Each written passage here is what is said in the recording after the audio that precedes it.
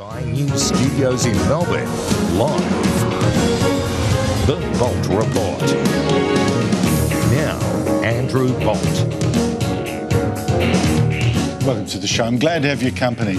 And coming up tonight, lots of stuff, great guests. But please excuse me, before I get on with the show, I want to raise something quickly that's really bothering me.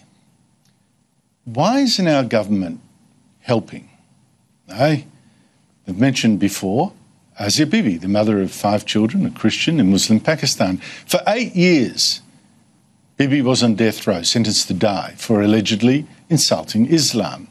Now, she was arguing with Muslims in a village and asked them what the Prophet Muhammad had ever done to save mankind. That's all. For that, death. Now, Pakistan's High Court last month did at last rule that Bibi was innocent and could go free. But Muslim mobs in Pakistan then rioted against that decision. They demanded that Asia Bibi die. And even children practiced on video hanging her using a doll. The Pakistan government, now led by former cricketer Imran Khan, caved to the threats and violence and said the decision to free Bibi will be reviewed. So here we are. She's now in hiding in Islamabad, still waiting to die. And what could Australia then do about that? Well, our government, in fact any Western government, could just issue citizenship and passports to Bibi and her family so they could fly out of Pakistan to safety. But so far, not a single government has dared to help her. Here's a lawyer yesterday in Europe where he's had to flee to escape assassination. I think for her, any Western country where she can have a wonderful life would be acceptable to her. No government is so far coming forward in such an open and free manner, and I'm sure the politics is playing the major role.